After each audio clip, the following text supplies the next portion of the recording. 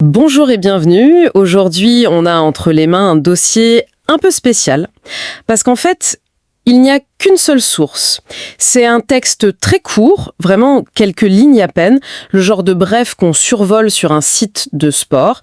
Ça nous parle d'un joueur de foot, Hassan Diao, qui reprend l'entraînement. Son club, c'est Comme, en Italie. À première vue, on pourrait se dire, bon, rien de révolutionnaire. Mais c'est justement ça notre mission. On va prendre ce petit bout d'info et voir ce qu'il cache. On va décortiquer ce paragraphe pour comprendre ce qu'il dit sur le joueur, sur son coach, qui est une légende, Cesc Fabregas, et aussi sur les ambitions de tout un club à un moment vraiment charnière de sa saison. C'est un peu un exercice de lecture entre les lignes. Oui, et c'est un excellent exercice. Parce que dans le sport de haut niveau, la communication, elle est rarement innocente. Chaque mot est choisi, pesé. Alors, pour planter le décor, c'est simple. On a Hassan Diao, un attaquant sénégalais, sur la touche depuis 2 mois. On a son coach, Cesc Fabregas, qui choisit un moment très précis pour parler de son retour. Et on a le club, Comme, qui joue gros, vraiment très gros en championnat, et surtout en Coupe d'Italie. Du coup, la question, c'est ça. Comment une simple info médicale devient un outil de stratégie de management ? Parfait. Alors, on commence par le principal intéressé, Hassan Diao. Le texte nous donne les faits. Brut. Attaquant, blessé depuis le 15 décembre 2025. 2 mois donc. Dans la vie de tous les jours, 2 mois, ça passe assez vite, mais dans une saison de foot, c'est une éternité. C'est exactement ça. C'est une éternité. Il y a une sorte de déconnexion qui se crée. Pendant que tes coéquipiers vivent les matchs, la tension, les victoires, les défaites, toi, t'es au gymnase, avec les kinés. C'est un quotidien très, très solitaire. On sous-estime souvent cet impact mental, de voir la saison avancer sans toi. Et pour lui, il y a la double peine. Un vrai coup de massue que la source met bien en avant. À cause de cette blessure, il a raté la Coupe d'Afrique des Nations, la CAN. Ah oui. Pour un joueur sénégalais, porter le maillot des Lions de la Teranga, c'est le sommet. Et lui, il a dû regarder ça à la télé. C'est d'une violence psychologique. Terrible. C'est un rêve qui s'envole. Il n'y a pas d'autre mot. La blessure, là, ce n'est plus juste un contretemps professionnel. Ça devient un obstacle à un accomplissement personnel, national même. Et c'est là que la guérison devient plus complexe. Ce n'est pas que physique. Il faut réparer le muscle, bien sûr, mais il faut aussi réparer la frustration, la déception. Quand il revient à l'entraînement, il porte tout ce fardeau avec lui. Et justement, le texte dit qu'il a repris l'entraînement hier, jeudi. C'est la première bonne nouvelle. La fameuse lumière au bout du tunnel. Mais j'imagine que c'est juste la toute première étape. Bien sûr, c'est une étape symbolique, elle est cruciale. Mais le chemin est encore long. Reprendre l'entraînement collectif, ça veut dire retoucher le ballon avec les autres. Ça ne veut pas dire que tu es prêt pour un match de Serie A, pour les impacts, pour l'intensité pendant 90 minutes. La source le dit d'ailleurs, il devra encore parcourir un chemin. Et la gestion de ce chemin, eh bien, ça nous amène au deuxième personnage clé. L'entraîneur. Exactement. Cesc Fabregas. Le nom seul, déjà, ça impose le respect. On parle d'un des milieux les plus intelligents de sa génération. Champion du monde, champion d'Europe. Maintenant, il est sur le banc de com. Et sa façon de gérer ce retour de blessure est fascinante. Il en parle en conférence de presse, un vendredi, juste avant un match important contre la Fiorentina. Ça m'interpelle. Pourquoi parler si précisément d'un joueur qui ne jouera pas le lendemain ? C'est une excellente question. Et la réponse, elle est dans la nature même de la conférence de presse. C'est une tribune. L'entraîneur, à ce moment-là, il ne parle pas qu'aux journalistes. Il parle à tout le monde. Ses joueurs, ses dirigeants, les supporters. Et même les adversaires. En fait, Fabregas ne donne pas juste une info médicale. Il utilise cette plateforme pour faire passer des messages. Il ne subit pas, il utilise. D'accord, il maîtrise le narratif. Et ce qu'il dit est tout sauf anodin. Il ne sort pas la petite phrase habituelle « il progresse, on verra ». Non, il donne un calendrier. Mais un calendrier avec des options. Je cite, « Il pourrait revenir pour le match contre Lecce, 28 février, ou celui contre l'Inter Milan. » Pourquoi 2 dates ? Ça ne peut pas être un hasard. Jamais ! Pas avec un joueur de cette intelligence-là. En donnant 2 options, il fait plusieurs choses en même temps. C'est très habile. D'abord, il gère l'attente. Pour le joueur, pour les fans, ce n'est plus un retour flou dans quelques semaines. Non. Là, c'est concret. C'est tangible.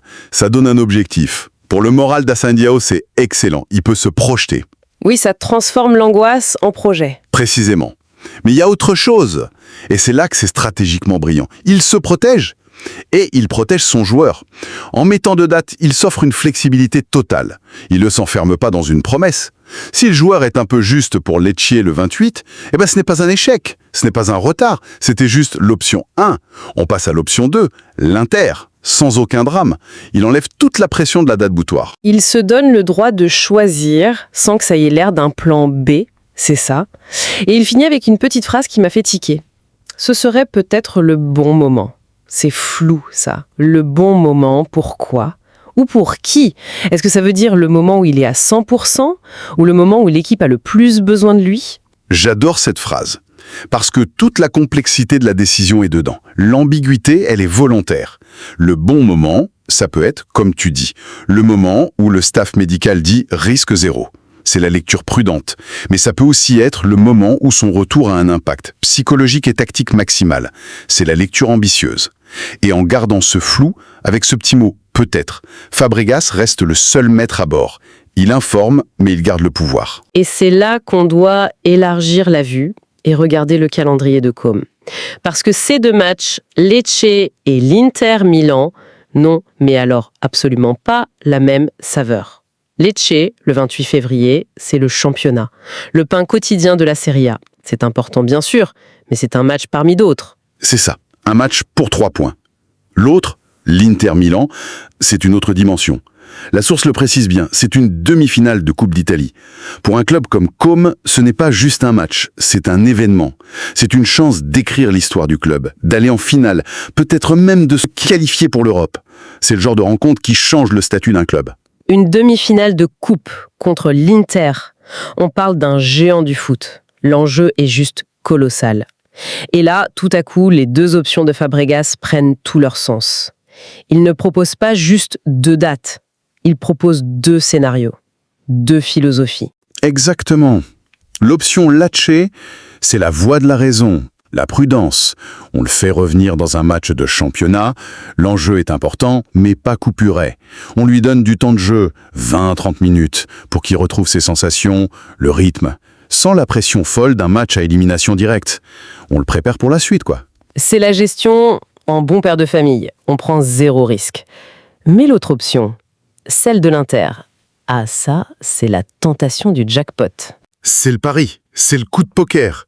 L'idée, ce n'est pas forcément de le faire démarrer le match, mais de l'avoir sur le banc. D'avoir cette arme pour les 20 dernières minutes si le score est serré. Il faut imaginer l'impact. Pour les coéquipiers, c'est un boost de confiance. Pour les supporters, c'est un vent d'espoir. Et pour l'adversaire, qui fatigue, voir entrer un attaquant frais et talentueux comme Diaw, ça peut installer le doute. Son retour ne serait pas qu'une question de jambes, mais aussi de tête. On est en plein dans le dilemme de l'entraîneur. D'un côté, la prudence, la vision à long terme. De l'autre, l'ambition, le tout pour le tout sur un match qui peut être historique. Franchement, la tentation de le lancer contre l'Inter, elle doit être immense. Un match comme ça ne se représentera peut-être jamais. Je comprends. C'est la pulsion de l'émotion. Mais le rôle du coach, c'est de garder la tête froide. Lancer un joueur qui n'est peut-être qu'à 90% dans le match le plus intense de l'année, c'est un risque énorme. Imagine le pire scénario. Il entre, et sur une accélération, il se blesse à nouveau. La rechute. Là, on ne le perd pas juste pour la fin du match. On le perd pour toute la fin de saison. Est-ce que le gain potentiel est plus grand que le risque de tout perdre? C'est vrai. Ça me fait penser à un grand chef qui a un ingrédient unique pour le dîner de l'année. Il a une envie folle de l'utiliser pour faire un plat mémorable. Mais il a aussi une peur bleue de le rater, de le gâcher. C'est une bonne image, mais c'est encore plus grave. Si le chef rate l'ingrédient, il rate le plat. Ici, si Fabregas fait le mauvais choix, il ne rate pas juste le plat du match contre l'Inter. Il risque de casser son ingrédient le plus précieux pour tous les repas à venir. L'enjeu est beaucoup plus élevé. Et la communication de Fabregas, en préparant tout le monde au dos scénario, lui permet de naviguer dans cette pression. Il la désamorce complètement. Il contrôle le récit à l'avance. Si Diaw joue contre l'Inter et que ça se passe bien, on dira que Fabregas est un génie audacieux. S'il le préserve pour Lecce, on dira que c'est un manager sage, responsable. Quoi qu'il décide, sa décision semblera cohérente, justifiée, parce que c'est lui qui a posé les termes du débat. C'est une vraie leçon de communication. Pour résumer, ce qui semblait être une petite info de rien du tout est en réalité une mine d'informations. C'est une fenêtre sur la psychologie d'un joueur qui affronte une double preuve. C'est aussi une démonstration de communication stratégique d'un coach qui pense à tout. Et c'est le reflet parfait du dilemme d'un club, pris entre la prudence et l'ambition d'un exploit. Absolument. Et pour finir, j'aimerais laisser une dernière question en suspens. Une question que le texte, évidemment, ne peut pas résoudre. Toute la stratégie, toute notre discussion tourne autour de la question « Quand Assane Diao va revenir ?» Lecce, l'Inter. Mais la vraie inconnue, la question qui doit hanter les nuits du staff, c'est quel Assane Diao va revenir sur le terrain?